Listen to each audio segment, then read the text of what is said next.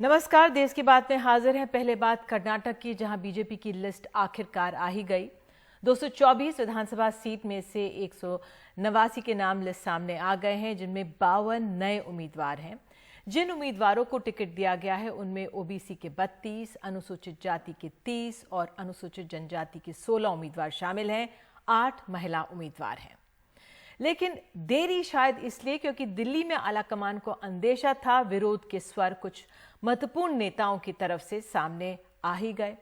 महत्वपूर्ण है कि पूर्व मुख्यमंत्री जगदीश शेट्टर, पूर्व उप मुख्यमंत्री लक्ष्मण सवदी ने विरोध का बिगुल बजा दिया है। जगदीश शेट्टर ने तो निर्दलीय तौर पर चुनाव लड़ने का ऐलान किया है। वो दिल्ली आए हुए हैं। कुछ देर पहले मंत्री प्रहलाद जोशी से मिले। इस समय पार्टी अध्यक्ष जेपी नड्डा से उनकी मुलाकात चल रही है। लक्ष्मण सवदी ने तो बीजेपी की प्राथमिक सदस्यता छोड़ दी है और कहा है कि मैं टिकट के लिए भीख नहीं मांगूंगा। एनआर रमेश को जयनगर की टिकट नहीं मिलने पर उनके समर्थकों ने प्रदर्शन किया। बीजेपी विधायक महादेवप्पा यादव को बेलगावी के रामदुर्ग से टिकट नहीं मिला तो वो भी अपने समर्थकों के साथ विरोध पर नजर आ गए। महादेवप्पा की जगह हाल ही में बीजेपी में आए चिक्का रेवाना को टिकट दिया गया है। पूर्व मंत्री के.एस. ईश्वरप्पा ने के उनके जो समर्थक हैं उन्होंने विरोध जताया। हालांकि वो मान गए थे कि वो चुनाव नहीं लड़ेंगे। तो दिग्गजों के विरोध से कैसे उभरेगी बीजेपी?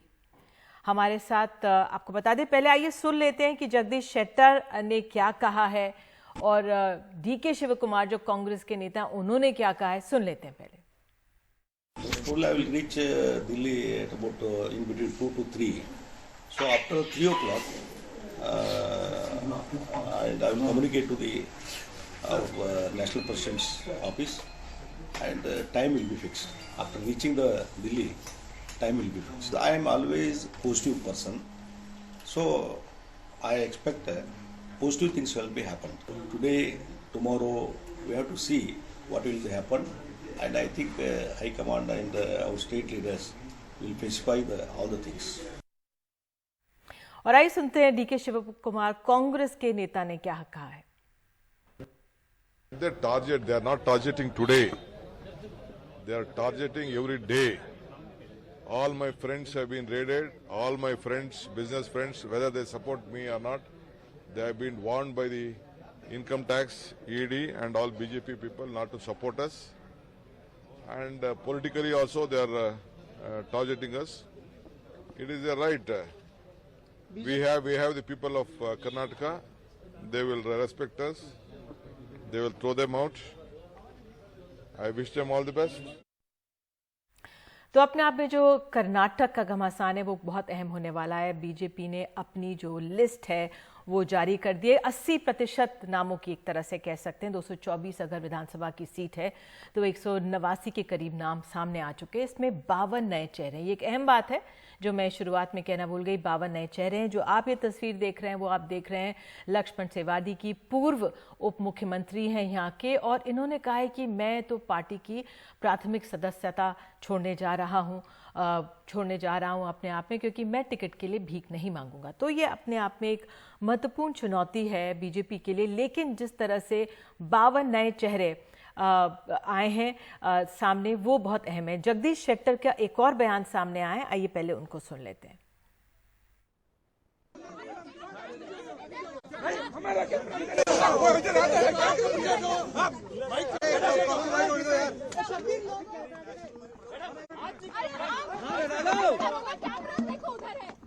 मैडम हट जाओ यार, तुम रास्ता खोलो।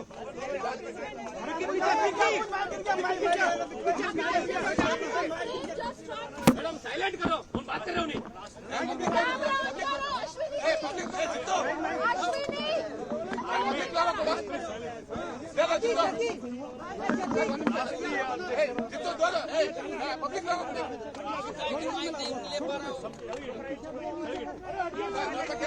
राष्ट्रीय अध्यक्ष ये रेड वाले को बोलो यार।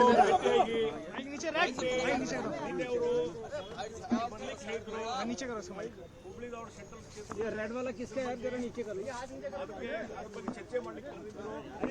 ನಾವು ನಮ್ಮ ಪಾರ್ಲಿಮೆಂಟರಿ ಅಫೇರ್ಸ್ ಮಿನಿಸ್ಟರ್ ಅದಕ್ಕೆ ಎಲ್ಲಾ ವಿಚಾರ ತಿಳ್ಕೊಂಡು ಅದರ ಬಗ್ಗೆ ಒಂದು ಯೋಗ್ಯವಾದಂತ ಸರಿಯಾದ ನಿರ್ಧಾರವನ್ನು ಕೈಗೊಂಡು ಅಂತ ಹೇಳಿದ್ದಾರೆ ಅದಕ್ಕಾಗಿ ಮುಂದೆ ಅವರು ಏನ್ ನಿರ್ಧಾರ ಕೈಗೊಂತಾರ ಪಾರ್ಟಿ ನಿರ್ಧಾರ ಕೈಗೊಂತಾರ ಅದ್ರ ಪ್ರಕಾರ ನಡ್ಕೊಳ್ಳುವಂತದ್ದಾಗಿದೆ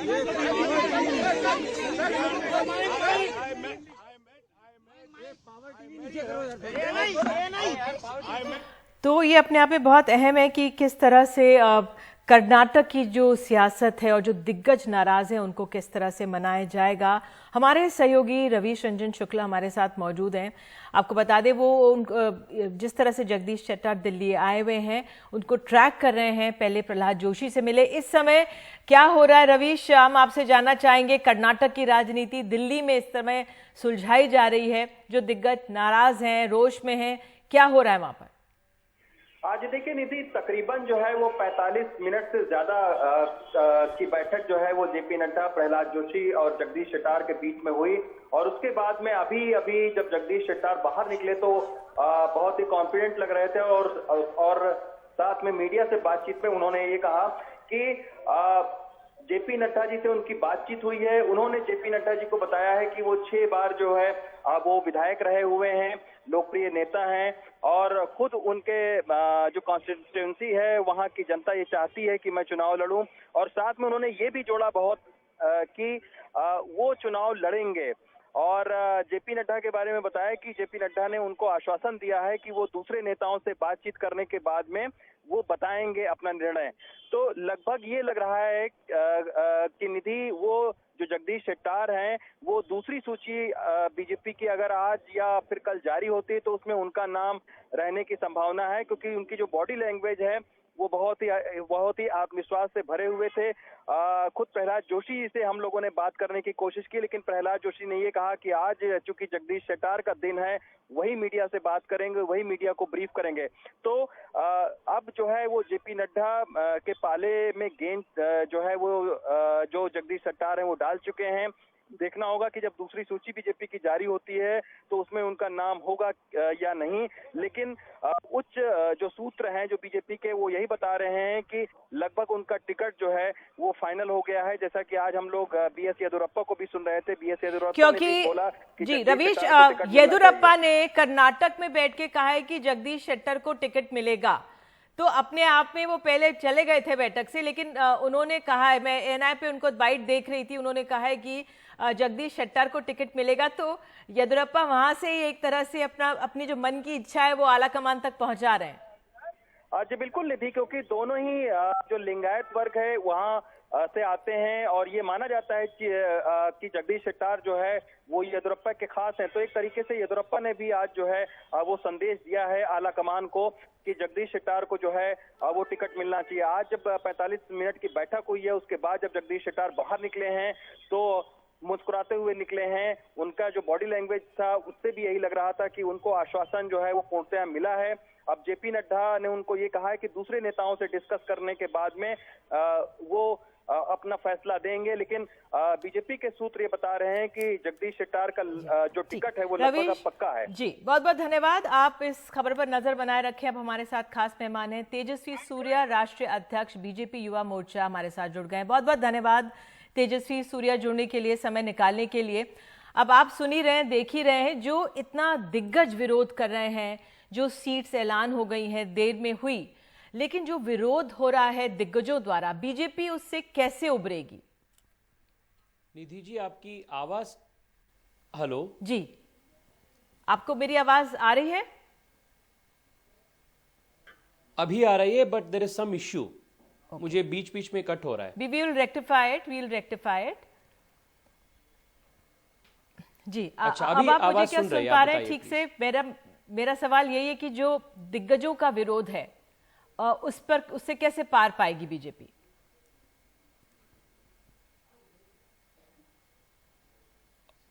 ma'am, I am not able to hear you again. Okay, we are trying to rectify. मैं आपका भी अभी आपका वो टेक्निकल कुछ ग्लिच है, ठीक करवा रहे हैं। तो हमारे साथ तेजस्वी सूर्या जुड़े हुए हैं और कर्नाटक की राजनीति इस समय बहुत दिलचस्प हो गई है।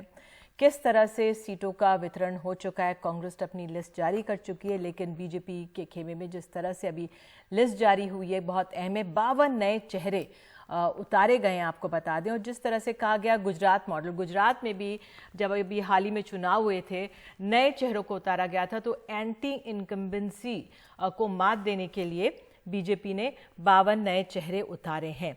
तो हमारे साथ मुझे बताया जा रहा है तेजस्वी सूर्या जुड़ गए हैं। उम्मीद करती हूँ तेजस्वी आप मुझे अब सुन पा रहे होंगे। तो यही सवाल है, जो बड़े लोग, जो पूर्व मुख्यमंत्री, पूर्व उप मुख्यमंत्री विरोध कर रहे हैं, कैसे इस समस्या का निवारण करेंगे? देखिए, भारतीय जनता पार्टी में एक मजबूत इंटरनल डेमोक्रेसी का व्यवस्था है। यहाँ आप टिकट डिस्ट्रीब्यूशन प्रोसेस को जब आप देखते हैं, आपको पता चलता है इस पार्टी के टिकट डिस्ट्रीब्यूशन प्रोसेस में जमीन से जुड़े हुए आम बूथ लेवल के कार्यकर्ता से लेकर अपने पार्लियामेंट्री बोर्ड तक हर लेवल पे और मल्टीपल लेवल्स पे डिस्कशन होते हैं। हर प्रकार के इश्यूज को, डायमेंशंस को चर्चा करने के बाद ही निर्णय होते हैं। और जब भी कुछ एडिशनल सेंसिटिविटीज को भी देखकर कुछ निर्णय को लेना है और डिसीजंस को लेना है, पार्टी ये सब सेंसिटिविटीज को मैनेज करते हुए हर प्रकार के डिसीजन पार्टी लेगी। आई एम वेरी कॉन्फिडेंट। आप जो इश्यू हाईलाइट कर रहे हैं, इन सभी इश्यूज में भी पार्टी के वरिष्ठ नेतागण और पार्टी के कार्यकर्ता दोनों साथ में मिलकर पार्टी के हित दृष्टि से, पार्टी के भलाई के दृष्टि से जो निर्णय करना पड़ेगा वो पार्टी करेगी। बिल्कुल, हमने देखा किस तरह से जगदीश शेट्टर, अभी आप जब जुड़ रहे थे विलम्ब था, तो जगदीश शेट्टर दिल्ली आए हुए हैं, पूर्व सीएम हैं। उन्होंने कहा कि मैं तो चुनाव लड़ूंगा ही। और आज वो पार्टी अध्यक्ष जेपी नड्डा से भी इस समय मिल रहे हैं, प्रहलाद जोशी भी साथ थे। लेकिन क्या तेजस्वी पहली बार ऐसा हुआ है कि मुखर होकर जो नेतागण हैं वो अपनी बात सामने रख रहे हैं? देखिए, एक पॉलिटिकल पार्टी में और डेमोक्रेटिक प्रोसेस में बात रखना, कुछ नेगोशिएशंस करना और पार्टी के अंदर निर्णयों के बारे में डिस्कशन करना बहुत स्वाभाविक है। And this is only a indication of how strong the parties internal democracy is. दूसरे पार्टी में इस प्रकार का बातचीत, इस प्रकार का एक समालोचन, इस प्रकार का बहस और डिस्कशन, इसके लिए जगह ही नहीं होता है। वहाँ गुटबाजी होता है या एक फैमिली के ओरिएंटेड पॉलिटिक्स होता है। पर यहाँ एक फैमिली के आधार पर केंद्रित पॉलिटिक्स कभी नहीं हो सकता है। और सीनियर्स जो एक नया लीडरशिप खड़ा करने के लिए स्पेस वॉलंटरीली देना, नए लीडरशिप को खड़ा करना, इस प्रकार का जो एक कल्चर है, ये भी भारतीय जनता पार्टी की विशेषता है। And I am very sure that both Jagdish Shettar ji, Prahlad Joshi ji, all of these people are stalwarts for the party who have built this party. All the decisions they will take will be in interest of the party in both Hubli, Dharwad as well as rest of Karnataka. बिल्कुल, जो आपने बात कही ये आपने बताया किस तरह से इस समस्या से निवारण होगा। जो एंटी इनकम्बेंसी रही है, 52 नए चेहरे, 52 नए चेहरे इस बार इस लिस्ट में देखने को मिले हैं। कहा यह जा रहा है कि जिस तरह गुजरात में नए चेहरे लाए गए, वही पॉलिसी यहाँ पर लाई गई है। सर, कुछ बड़ा इश्यू है इस पे। ठीक है, तो अभी हम कोशिश करेंगे, शायद लाइन दोबारा हम मिलाते हैं और तेजस्वी से बात करते हैं। ये अहम है क्योंकि जिस तरह से नई लिस्ट जारी की गई है, जो रणनीति कांग्रेस की इस तरफ, बीजेपी की जो रणनीति है, उसको एक तरह से कहा जा रहा है एंटी इनकम्बेंसी को मात देने के लिए 52 नए चेहरे लाए गए हैं। और वो अपने आप में काफ़ी अहम है क्योंकि एक तरह से जो ये नीति थी वो गुजरात में काफ़ी कारगर साबित हुई थी। हमने देखा गुजरात में वापसी हुई थी बीजेपी सरकार की। तो क्या वही नीति पर इस बार यहाँ पर भी चला जा रहा है? तो कोशिश करेंगे हम यही कोशिश करेंगे। मुझे बताया जा रहा है मिल गए तेजस्वी। मैं वही आपसे यही पूछ रही थी, गुजरात में हमने देखा किस तरह से नए चेहरे को लॉन्च किया गया था, टिकट दिया गया था जो एंटी इनकम्बेंसी है उसको फाइट करने के लिए। क्या माना जाए जो 52 नए चेहरे, 52 नए चेहरे उतारे गए हैं, वही एक कारण है, उससे नए लोगों को मौका मिलेगा? बिल्कुल। आप कल से आप देख रहे हैं, वो मीडिया में हो या पॉलिटिकल सर्कल में हो, जिस प्रकार से ये जो नए 52 चेहरे का जो चयन हुआ है और एक प्रकार के एक नया उत्साह पार्टी काडर में आ चुका है। और साथ ही साथ कांग्रेस पार्टी के और जेडीएस के जो रिएक्शंस आप देख रहे हैं वो क्लियरली बताते हैं कि वो बहुत फ्रस्ट्रेटेड है, हतोत्साहित है और इस चुनाव में उनको लग रहा है ऑलरेडी कि ये जो नए चेहरे मैदान में उतरे हैं, ये नए चेहरे ही भारतीय जनता पार्टी को जीत हासिल करेगी। And they are very frustrated looking at the enthusiasm and the positivity this has created among the general voters. और इसमें आप इस 52 नई चेहरे में आप कई सारे रेस्पेक्टेड सीनियर ब्यूरोक्रेट्स भी देख सकते हैं, कई सारे नए नौजवान जो अच्छे पढ़े लिखे हैं, जो अत्यंत सामान्य परिवार से आते हैं, ऐसे युवाओं को भी मौका मिला है, कई सारे महिलाओं को भी जो अन्य समाज से जुड़े हैं, ऐसे महिलाओं को भी मौका मिला है। लगभग 30 से अधिक कार्यकर्ताओं को जो ओबीसी समाज से आते हैं और अलग अलग ओबीसी समाज जिसका साइज न्यूमेरिकली बहुत कम हो, उसके बावजूद भी ऐसे बहुत कई सारे छोटे मोटे कम्युनिटीज को भी जो न्यूमेरिकली स्मॉल है, ऐसे कम्युनिटीज को भी पार्टी रिप्रेजेंटेशन पॉलिटिकल प्लेटफॉर्म में दिया है। So this is very clearly indicative of the prime minister सबका साथ सबका विकास in action and the party's commitment to groom tomorrow's generation leadership, next generation leadership. बिल्कुल। तेजस्वी, ईश्वरप्पा जी को टिकट नहीं दिया गया और उनको एक तरह से कहा गया चुनाव नहीं लड़िए आप, और उन्होंने मान लिया। उन्होंने कहा मैं नहीं लड़ूंगा क्योंकि एक तरह से भ्रष्टाचार का आरोप लगा, सरकार उन पर लगा भ्रष्टाचार का आरोप। क्या माना जाए इससे एक तरह से लगाम लगेगी उस छवि पर जो विपक्ष क्रिएट कर रहा है भ्रष्टाचार की सरकार पर? देखिए मैडम, ये भ्रष्टाचार का आरोप जो है वो झूठी है। अभी तक एक कोर्ट ऑफ लॉ में भी इसका प्रूव नहीं हुआ है। ईश्वरप्पा जी अपने पार्टी के और कर्नाटक के अत्यंत वरिष्ठ नेताओं में एक है और उन्होंने स्वयं प्रेरणा से और विशेष रूप में युवा लीडरशिप को शिवमोगा में जगह देने के लिए उन्होंने चुनाव राजनीति से पीछे हटा है। And this is something that we have to respect. This is a practice that is very unique to the BJP and this is something that is worthy of emulation by all veteran political leaders. जी, मैं आपसे पूछना चाहूंगी कि इस बार प्रचार के मुद्दे क्या होने जा रहे हैं? क्या राम मंदिर भी वहां पे उठेगा प्रचार में, क्योंकि आप मुखर रहते हैं? क्या रहेंगे प्रचार के मसले? पिछले लगभग 3.5 साल से कर्नाटका में भारतीय जनता पार्टी की सरकार है और नरेंद्र मोदी जी के नेतृत्व में केंद्र सरकार और यहां के प्रदेश के सरकार दोनों मिलकर ये डबल इंजन सरकार बहुत बड़े विकास के काम कर्नाटका में किया है।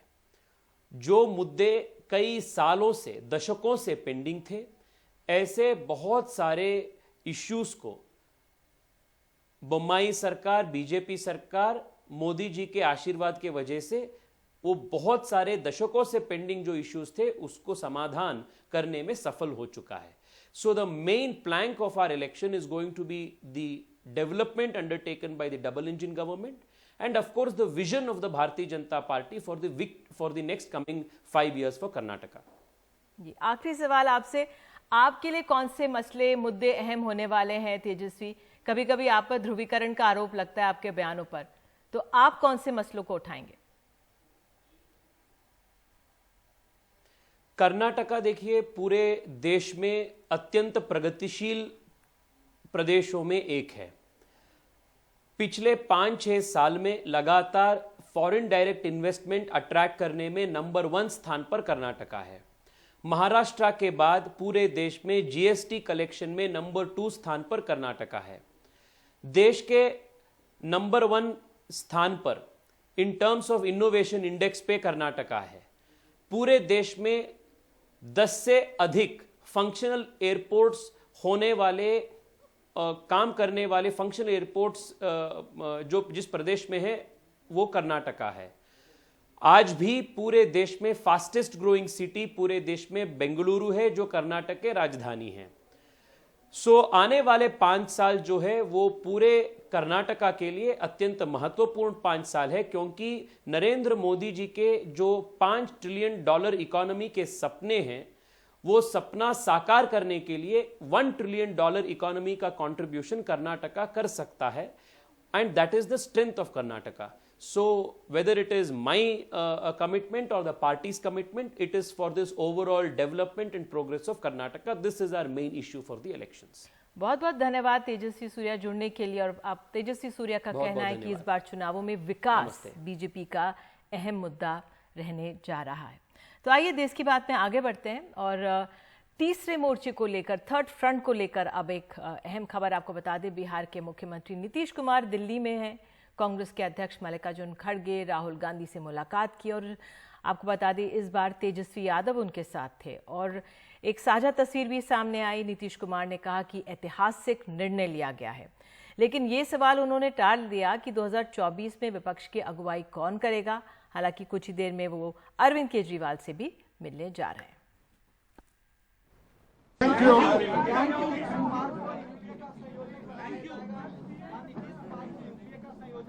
जब ये सवाल पूछा गया तो नीतीश कुमार और मल्लिकार्जुन खड़गे ने हाथ जोड़ा। करीब 6 महीने बाद विपक्षी एकता की कोशिश में बिहार के मुख्यमंत्री नीतीश कुमार दिल्ली में दिखे। नीतीश और बिहार के उप मुख्यमंत्री तेजस्वी यादव ने कांग्रेस अध्यक्ष मल्लिकार्जुन खड़गे से मुलाकात की। करीब 1 घंटे तक चली मीटिंग में राहुल गांधी के साथ ही सलमान खुर्शीद, बिहार कांग्रेस के अध्यक्ष अखिलेश प्रसाद सिंह, जेडीयू के राष्ट्रीय अध्यक्ष राजीव रंजन उर्फ ललन सिंह और राजद के मनोज झा मौजूद रहे। हम यहाँ पर एक ऐसी ऐतिहासिक मीटिंग की और बहुत सी चीज़ें हम चर्चे में लाए और एक हम सभी ने मिलकर तय किया कि सभी पार्टियों को एकजुट करना और एक होकर आगे जो चुनाव आएंगे उस चुनाव में एकजुट दिखाकर लड़ना। पिछली बार बिहार में बीजेपी से संबंध तोड़कर राजद के साथ सरकार बनाने के बाद जब नीतीश दिल्ली आए थे तो करीब करीब सारे विपक्षी नेताओं से मिले थे। एजेंडा बस एक ही था, बीजेपी को सबके साथ मिलकर हराना है। नीतीश के साथ कई विपक्षी नेताओं के बेहतर रिश्ते हैं, लिहाजा नीतीश को इस जिम्मेदारी दी गई है कि इस कुनबे में और दलों को जोड़े। हालांकि संसद सत्र के दौरान जब सारे विपक्षी दल बीजेपी के खिलाफ एक साथ थे तब भी इस तरह की कोशिश की गई थी। अधिक से अधिक पार्टियों को पूरे देश में एकजुट करने का प्रयास करें और उसके लिए हम लोग अपना कोशिश करेंगे। सब लोग एग्री करेंगे, वो सब लोग बैठेंगे और एक साथ हम लोग आगे का काम करेंगे, मिलकर के चलेंगे। ये बात तय हो गई है। कांग्रेस के लिए बैठक कितनी अहम थी इसका अंदाजा इसी बात से लगाया जा सकता है कि राहुल गांधी भी इसमें शामिल हुए। देश में आइडियोलॉजिकल लड़ाई चल रही है, विचारधारा की लड़ाई चल रही है, उसको लड़ेंगे।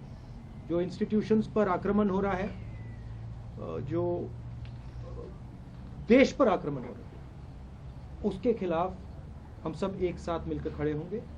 अब जोर 2024 पर है, लेकिन सवाल यह है कि दिल्ली, पंजाब और तेलंगाना जैसे राज्यों में कैसे विपक्ष एकजुट होकर बीजेपी के विजयी रथ को रोक पाएगा।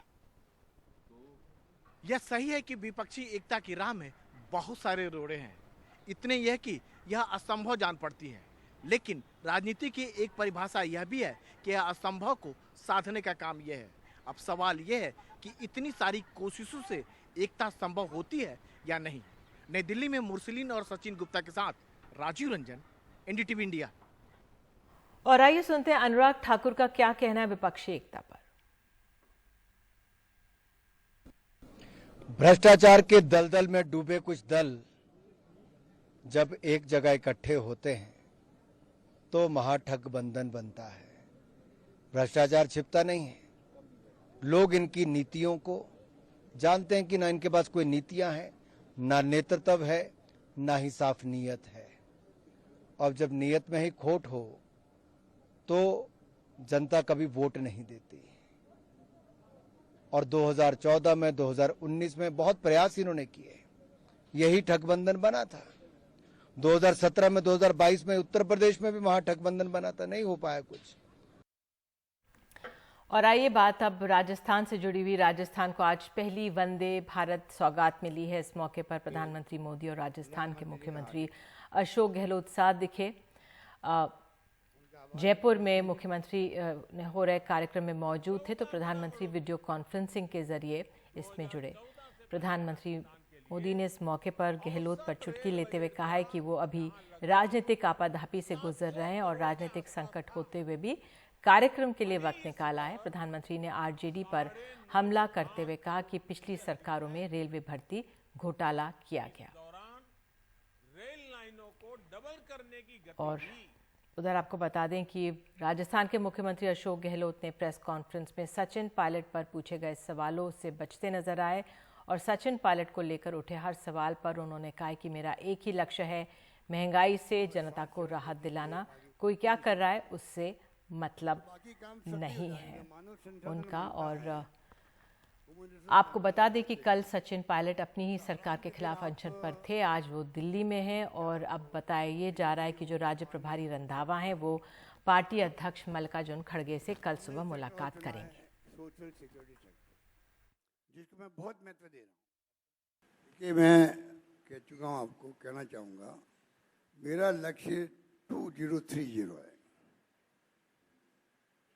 उसमें महंगाई राहत पहला कदम है और कई कदम उठाए जाएंगे। हमने रोड मैप बना रखा है, समय समय आपको हम ब्रीफ करेंगे कौन क्या कर रहा है, हमें उससे कोई मतलब नहीं। हमारा लक्ष्य वही है, महंगाई राहत। हम एक लक्ष्य को लेकर चल रहे हैं, महंगाई राहत।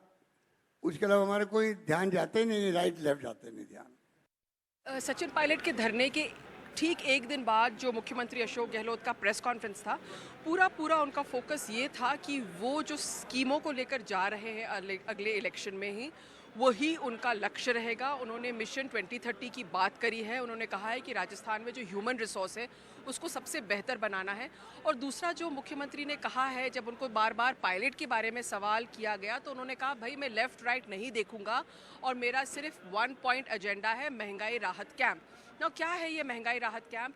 ये वो कैंप है जहाँ पर अगर आपको बिजली के बिल में छूट है, आपको गैस सिलेंडर कम दाम पर मिल सकता है, आपको एक्सीडेंट का इंश्योरेंस लेना है, या आपको चिरंजीवी बीमा लेना है, आपको पशु बीमा लेना है, तो ये सारी जो चीज़ें हैं, पेंशन लेना है, ये सारे डॉक्यूमेंट्स लेके आप कैंप में जा सकते हो और अपना जो सरकारी स्कीम है उनका लाभ ले सकते हो। क्योंकि फीडबैक जो मिला है मुख्यमंत्री को वो ये है कि आपकी स्कीमें अपनी जगह पे हैं, लेकिन उनका लाभ जब तक आपके वोटर्स तक नहीं पहुंचेगा तब तक कांग्रेस को इसका फ़ायदा नहीं होगा। तो आप देखते हैं कि किस तरह से सचिन पायलट के मसले पे कांग्रेस आलाकमान और यहाँ पर स्टेट लीडरशिप भी फूक फूक के कदम रख रही है। पायलट को अटैक नहीं कर रही है, पायलट के बयानों से प्रवोक नहीं हो रही है। और लगता है कि फिलहाल पायलट का जो मसला है, जो चैलेंज दिया है उन्होंने लीडरशिप को, उसमें पार्टी किसी तरह से पड़ना नहीं चाहती है। और मुख्यमंत्री अशोक गहलोत जिन्होंने एक टाइम कई कड़वे शब्द भी कहे थे पायलट के लिए, उन्होंने एकदम कह दिया है कि मैं लेफ्ट राइट नहीं देखना चाहता, मेरा लक्ष्य सिर्फ मेरी स्कीमों पे है।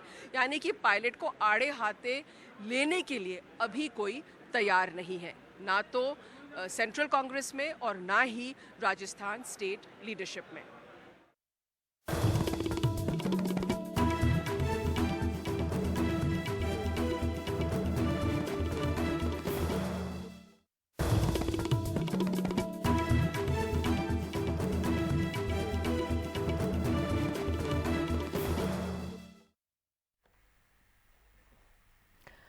और देश की बात में खबर पंजाब से। पंजाब के भटिंडा मिलिट्री स्टेशन में आज सुबह फायरिंग से सनसनी फैल गई थी। सुबह करीब 4:30 बजे हुई इस गोलीबारी में 4 जवानों की दुखद मौत हुई है।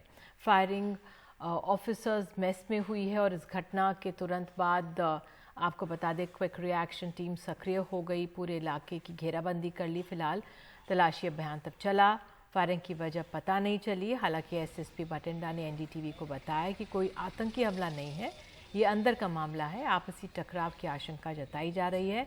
अहम अपडेट ये भी है कि 2 दिन पहले यहाँ यूनिट गार्ड रूम में से एक इंसास असॉल्ट राइफल गायब हुई थी। 28 राउंड कारतूस भी गायब हो गए थे।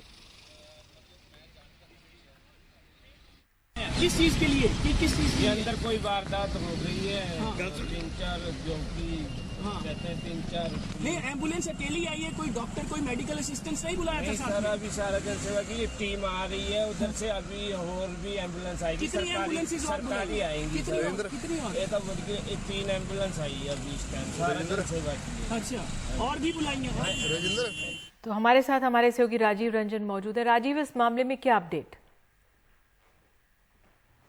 देखिए, फिलहाल सेना की ओर से यही कहना है कि जो इंसास 2 दिन पहले गायब हुआ था वो इंसास मिल चुका है और उस इंसास का अब फोरेंसिक जांच हो रहा है। अभी भी सेना यह पक्के तौर पर कह पाने की स्थिति में नहीं है कि 4 जवानों को जो मौत हुई है वो कैसे हुई है, क्या वजह से, क्या एक जवान ने दूसरे फायर किया, क्या बाहर का आदमी है। अभी इस बारे में कुछ भी पक्के तौर पर नहीं कहा जा सकता। सेना बस इतना बता रही है कि सेना और पंजाब पुलिस की टीम जो है मिलकर इस पूरे मुद्दे की जांच कर रही है। सेना यह भी कह रही कि फिलहाल आप अटकल मत लगाइए, कयासबाजी मत करें, ये बहुत ही संवेदनशील मुद्दा है। 4 जवानों की मौत हुई है, ये बात कंफर्म है। जी राजीव, बहुत बहुत धन्यवाद इस जानकारी के लिए। तो अहम ये मसला है। फिलहाल एक छोटा सा ब्रेक हम लोग ले रहे हैं देश की बात में, और आगे हम ले चलेंगे, आपको जानकारी देंगे किस तरह से कोविड से निजात के लिए दौरान जब मानसिक तनाव हुआ डॉक्टर्स को ट्रेन किया जाएगा, उस पर जानकारी देंगे एक छोटे से ब्रेक के बाद।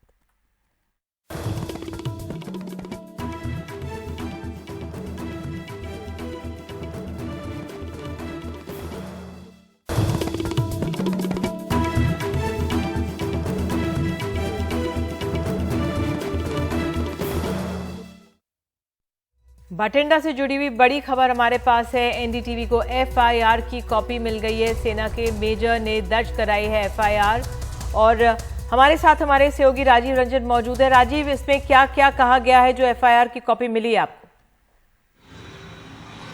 देखिए, एफआईआर की कॉपी में साफ तौर पर यह कहा गया है कि एक आदमी जो अपने चेहरा को ढका हुआ था, मास्क से ढका हुआ था, और उसने इंसास और उसके हाथ में कुल्हाड़ी थी और उसने संभवतः इन 4 लोगों को मारा है, इस तरह की आशंका जाहिर की गई है और एक कंप्लेन दर्ज कराई गई है। हालांकि ये पक्के तौर पर नहीं कहा जा सकता कि उसने मारा है, लेकिन एक जो सेना की ओर से मेजर के जो है वो शिकायत दर्ज कराई गई, एफआईआर दर्ज कराया गया है। उसके मुताबिक उन्होंने जो एक आदमी को देखा जो मास्क पहने हुए था और उसके पास इंसास राइफल थी। फिलहाल सेना ने इस पूरे मामले को लेकर फिलहाल चुप्पी साधी हुई। सेना का ये कहना है कि कौन मारा, क्या मारा, ये बारे हम पक्के तौर पर नहीं कह सकते, लेकिन सेना इतना जरूर करे कि 4 लोगों की मौत हुई है, 4 लोग जवान थे, और जो शिकायत जो दर्ज कराई गई है सेना के अफसरों द्वारा पुलिस में शिकायत दर्ज कराई गई है, उसने भी तकरीबन जो 4:30 बजे की घटना है और बताया ये गया है कि एक आदमी वहां पर देखा गया था जिसके पास इंसास था और मास्क पहने हुए था, कुर्ता पैजामा पहने हुए था और इंसास था। तो ये 4 आदमी की बॉडी जो वहां पड़ी हुई थी उस दौरान इसे देखा गया है। तो आशंका ये दर्ज जताई जा रही है कि संभवतः इसी आदमी ने 4 जवानों को मारा है। ये बस आशंका ये जताई जा रही है, पक्के तौर पर अभी कुछ भी नहीं कहा जा सकता है। जी बिल्कुल, इससे और हम क्या देख सकते हैं, ये बहुत अहम खबर है राजीव, क्योंकि जब सुबह ये खबर आई थी बिल्कुल एक तरह से सनसनी फैल गई थी। 4 हमारे आर्मी के लोग जब इसमें गए जिनकी जान मृत्यु हुई है, इस पे हम बहुत संवेदनशील मामला है, तो इसलिए बहुत संभल कर हमें जानकारियां देना भी है, सामने भी रखना है और समझना भी है इस खबर को। तो ये बहुत अहम है कि एफआईआर की कॉपी आ गई है और अब एक मेजर ने इस पे कुछ बातें कही हैं। क्या इसमें कुछ ये भी बताया गया है कि ये लोग जो थे ये एक व्यक्ति था या एक से ज्यादा व्यक्ति थे जो वहां पर मौजूद थे?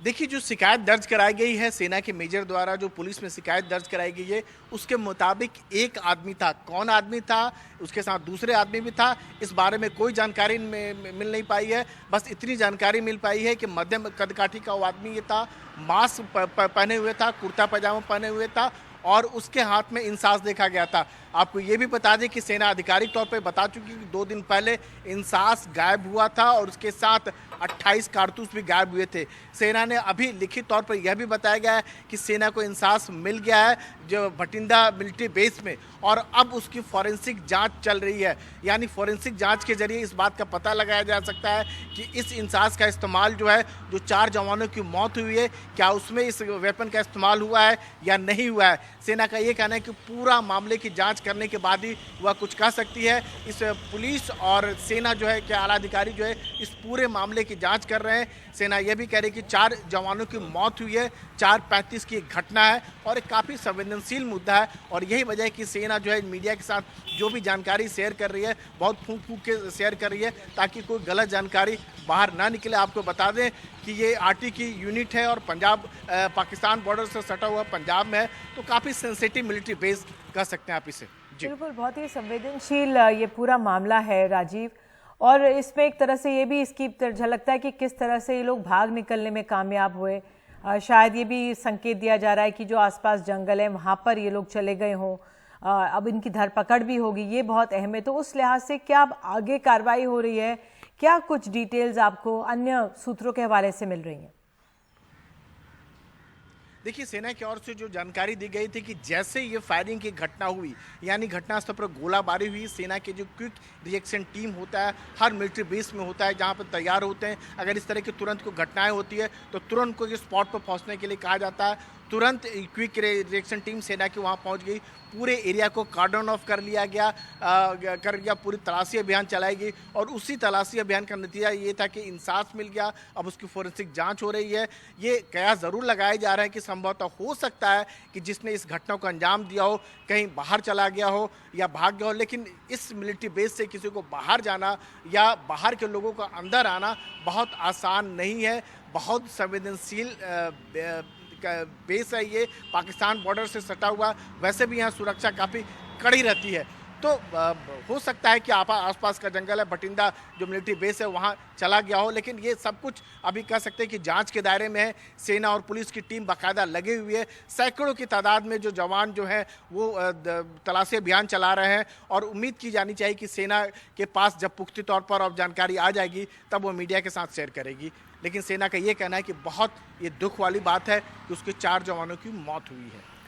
बिल्कुल, ये बहुत दुख की बात है और कैसे यहाँ पर इस तरह से ये पूरा ये मामला को अंजाम दिया गया। जो इंसास राइफल थी गायब हुई थी, क्या वो इसी शख्स के साथ जो एफआईआर में बताया जा रहा है उसी के पास पाई गई? मैं एक बार फिर से आपसे जानना चाहूँगी। देखिए, जो फिलहाल जानकारी पंजाब पुलिस की एफआईआर के जरिए जो जानकारी निकल के आ रही है उसके मुताबिक सेना के एक मेजर ने पुलिस में शिकायत दर्ज कराई है कि उसने एक आदमी को देखा जो अपने चेहरे पर मास्क लपेटे हुए था और मध्यम कदकाठी का था, कुर्ता पैजामा पहने हुए था और उसके हाथ में इंसास उसने देखा। और ये उसी जगह की घटना है जहां 4 जवानों को डेड बॉडी मिली है और आशंका ये जताई जा रही है कि इसी शख्स ने उस घटना को अंजाम दिया है। ये आशंका जताई जा रही है। सेना की ओर से अभी तक इस बारे में पक्के तौर पर कुछ भी नहीं कहा गया है। सेना की ओर से बस इतनी जानकारी दी गई है कि 4:35 में भटिंडा मिलिट्री स्टेशन में फायरिंग की घटना हुई है और उसमें 4 जवानों की मौत हुई है। कैसे हुई है, किसने मारी है, इस बारे में कोई जानकारी नहीं दी गई थी। सेना की ओर से यह भी जानकारी ज़रूर दी गई कि 2 दिन पहले जो इंसास राइफल गायब हुई थी वो इंसास राइफल जो है मिल गई है। सेना की जो टीम जो है वो फॉरेंसिक जांच कर रही है, यानी फॉरेंसिक जांच के जरिए इस बात का पता लगाया जा सकेगा कि क्या इसमें जो फायरिंग हुई है, 4 जवानों की मौत हुई है, क्या इसी इंसास राइफल से फायर किया गया है या कोई दूसरा वेपन का इस्तेमाल किया गया है, इस बारे में पक्के तौर पर कहा जा सकता है। लेकिन जो शुरुआती जो जानकारी निकल के आ पा रही है और एफआईआर जो जिस तरह का संकेत कर रहे हैं उसके मुताबिक इसी व्यक्ति ने संभवतः उन 4 की हत्या की है। जी बिल्कुल, ये बहुत ही दुखद है जो ये घटना सामने हुई और जो भी तमाम जानकारियां आ रही हैं, मैं आपसे जानना चाहूँगी कि इसके बारे में जो ये यूनिट है मिलिट्री स्टेशन बठिंडा का, उसके बारे में कुछ जानकारी आप हमें दे सकते हैं, या उस लिहाज से कि जो ये मामला हुआ उसके बाद सेना का या पुलिस का जो जांच कर रही होगी, क्या कहना है? देखिए, फिलहाल बहुत ज़्यादा जानकारी अभी सेना नहीं शेयर कर रही है, चूँकि मिलिट्री बेस का मामला है और 4 जवानों की मौत हुई है। सेना के जो वहाँ के अधिकारी हैं सब वहाँ बाकायदा परेशान है, पूरे मामले की जांच चल रही है। पहली बात तो उन्हें यह पता करना है कि आखिर किस व्यक्ति ने हत्या की है, और हत्या की है तो हत्या के पीछे मोटिव क्या था, ये सबसे पहले जानना जरूरी चीज़ है। और ये जो बेस है ये पाकिस्तान के बॉर्डर से बिल्कुल सटा हुआ है बेस है। एक आर्टिलरी की यूनिट है, यहाँ पर बहुत कई किलोमीटर एरिया में फैला हुआ एरिया है, और यहाँ अगर इस तरह की कोई घटना होती है तो कह सकते हैं कि बहुत बड़ी बात है। खासतौर से अगर बॉर्डर पर जिस तरह का तनाव चल रहा है, पाकिस्तान के साथ चल रहा है, चीन के साथ चल रहा है, और उस दौरान जो है अगर मिलिट्री बेस पर इस तरह की घटनाएं हो जाती है तो इसे आप हल्के में नहीं ले सकते हैं। सबसे बड़ी बात यह कि सेना ये जानने की कोशिश कर रही है, जैसा उसने FIR में शिकायत में दर्ज करा है कि एक इस जो व्यक्ति है जो मास्क लगाए हुए था, जो मध्यम कदकाठी का था, कुर्ता पैजामा पहने हुए था, और जो 4 लोगों की जो मौत हुई है वहाँ पर इसे देखा गया था। इसके हाथ में वही इंसास राइफल था या नहीं, ये इस बात का पता तो जांच के बाद ही चल पाएगा। लेकिन सेना इस बात का ज़रूर कंफर्म करी है कि 4:35 में जो उसके 4 जवानों की मौत हुई है, मौत गोलाबारी की वजह से हुई है। 2 दिन पहले इंसास गायब हुआ था, और इंसास राइफल के साथ साथ 28 कारतूस भी गायब हुए थे। जी बिल्कुल, इस मामले में कोई कयास नहीं लगाए जा सकते क्योंकि बहुत संवेदनशील मामला है राजीव। लेकिन जिस तरह से SSP भटिंडा ने NDTV से कहा कि ये तो आतंकी हमला नहीं है, अंदर का ही मामला है, आपसी टकराव, उस लिहाज से क्या कुछ संकेत मिले हैं? देखिए, अभी तक सेना ने इस बारे में कुछ भी नहीं बताया गया है, लेकिन अमूमन इस तरह की बातें निकल के सामने आती है कि कई बार ऐसा देखने को आता है कि कोई जवान जो है अपने किसी साथी से नाराज़ हो गया है, गुस्से में आके, या पारिवारिक समस्या है, या फिर कभी छुट्टी नहीं मिल पा रहा है, या किसी अफसर के डांट से नाराज़ होकर इस तरह के कदम उठा लेते हैं। लेकिन सेना ने इस बारे में अभी तक कोई पुष्टि नहीं की है। सेना ने यह नहीं कहा है कि जो हत्या की गई है, जिसने हत्या की है, क्या वो सेना का जवान है या दूसरा बाहर का आदमी है। जो FIR भी दर्ज कराया गया है उसमें अज्ञात लिखा गया है, यानी अनून उसके बारे में मेजर जो शिकायत जिसने दर्ज कराई है उसने इस बात का खुलासा नहीं किया है कि कौन व्यक्ति है, क्या सेना में है या सेना के बाहर का है। वो चेहरा ढका हुआ था, माँ से चेहरा ढका हुआ था, कुर्ता पैजामा पहने हुए था, तो फिलहाल ये कहना थोड़ी सी जल्दबाजी होगी कि कौन था। लेकिन जिस तरह के कयास जिस तरह लगाए जा रहे हैं, और SP ने बाकायदा कंफर्म किया है कि ये कोई आतंकी घटना नहीं है, यानी कोई बाहर से आदमी ने आके फायरिंग नहीं किया है, अंदर का ही कोई आदमी है। तो थोड़ा इंतजार करना पड़ेगा, जांच के बाद ये बात को पक्के तौर पर कहा जा सकेगा कि आखिर इसने किसने घटना को अंजाम दिया, और अंजाम दिया तो क्यों दिया है। बहुत बहुत धन्यवाद राजीव, इस तमाम जानकारी के लिए। तो राजीव रंजन को वो FIR की कॉपी मिल गई है जो आर्मी के एक मेजर ने दाखिल की है, और जिसमें बताया गया किस तरह से कोई शख्स था, मास्क लगाया हुआ था, मध्यम कदकाठी का था, जिसके हाथ में इंसास राइफल और एक कुल्हाड़ी भी देखी गई। और बहरहाल अब इस मामले में तफ्तीश जारी है। एक छोटा सा ब्रेक हम लोग ले रहे हैं NDTV इंडिया पर, खबरों का सिलसिला जारी रहेगा।